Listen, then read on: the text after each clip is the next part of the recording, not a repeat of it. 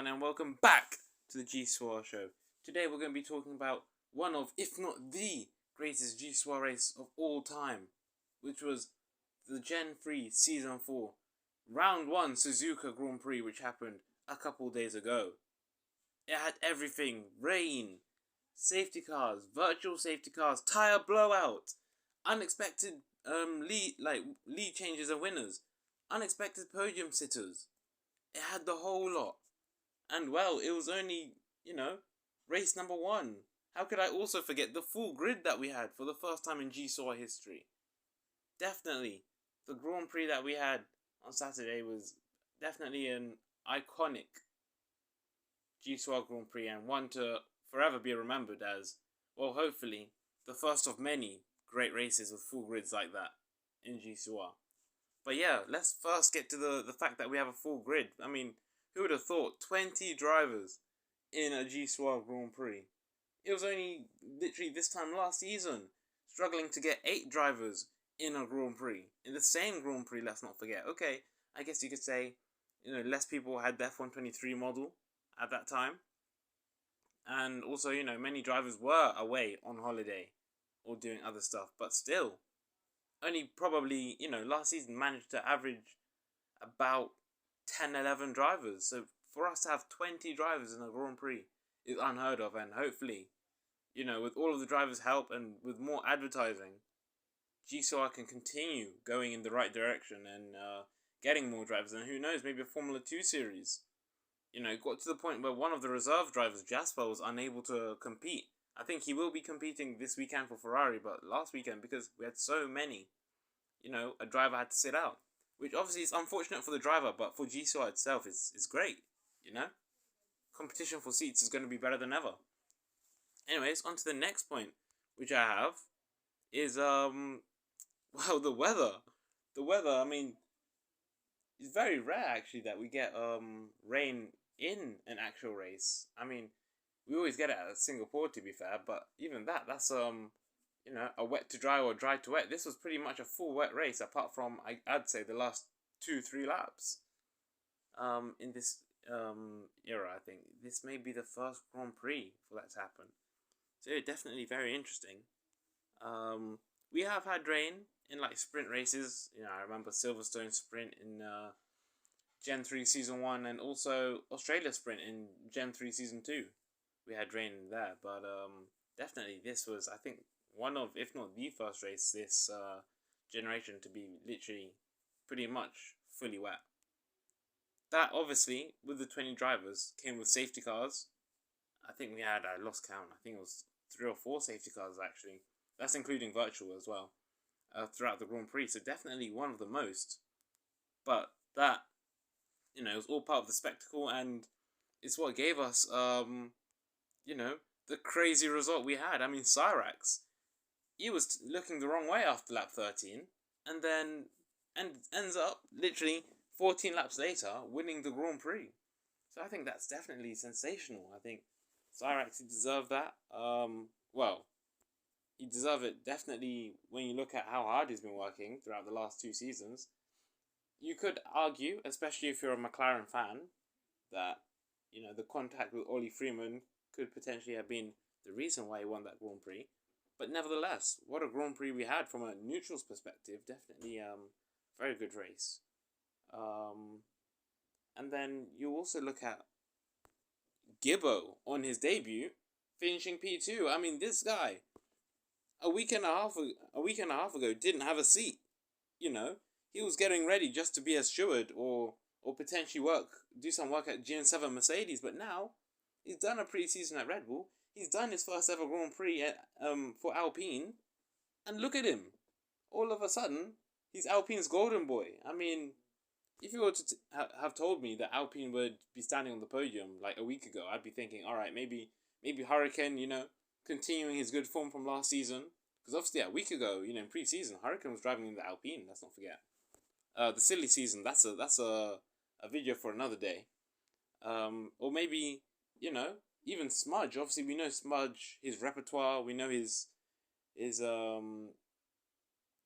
history in Gcor, and he is considered to be one of the rising talents in Gcor. and one of the what ifs. What if he finished the full season? Would he be fighting for the championship, if not even a championship winner by now?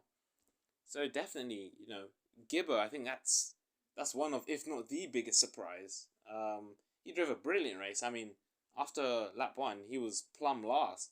His car was facing the wrong way in the S's, but he drove that race, even though it was his debut. He drove that race like an experienced driver. He had his experience head on. He kept out of trouble. I remember when Cyrax overtook him. Yeah, he wanted to be a little bit aggressive, but he knew, he was thinking about the future. He knew Cyrax was quicker. Um, you know, Good little battle with Cyrax into turn one. But ultimately, that P2, I mean, what a result for not only himself, but the whole team. And I think that will definitely, give the Alpine team a massive boost.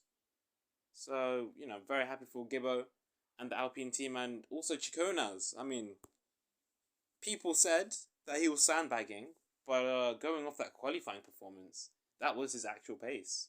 It's not looking very good for GN7 Mercedes and Chick and Midget Matt. Their pace is looking very, very, very poor. I mean, the two only managed a P9 and P11. That's the worst ever qualifying session in GN7 history, and Cicconi's personal worst qualifying performance. So definitely, I think GN7 Mercedes have a lot of catching up to do. With that said, Ciccone 75. I mean, what can I say? We've seen this type of drive on multiple occasions where he's not got the pace. He's not got the car. He's not got the confidence.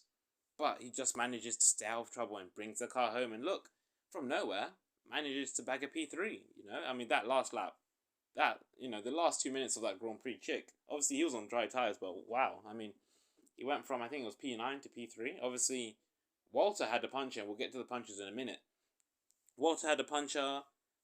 Skip Rat, he was on intermediates. What a fight Skip Rat put. And, wow, I mean, Skip Rat going from P19 to P4. That's Skip Rat's best performance since the GT Sport days, in the Gen.2 era. So what a performance from Skip Rat. Definitely, I think him and Gibbo were definitely the drivers of the day. But yeah, Ciccone had no pace, was nowhere, but then the last 2 minutes, the last lap and a half, decides to overtake, I think it was Joseph Teep in the Aston Martin, Skip Rat, Sid Kofa.